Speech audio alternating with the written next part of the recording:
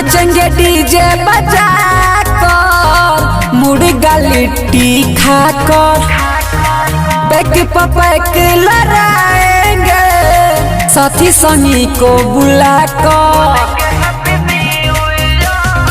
नाचेंगे DJ बजा कर मुर्गा लिट्टी खाकर बैक पैक लड़ाएंगे साथी संगी को बुलाकर। न करेंगे कुछ का फिकर बोलेंगे हैप्पी न्यू ईयर बोलेंगे हैप्पी न्यू ईयर।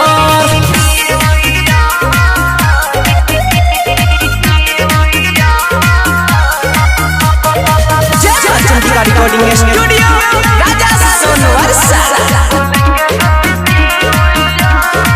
आएंगे मनीषिया दैया रहमनीति सब भैया पार्टी कराएंगे रात को सब डोलाएगा कमरिया।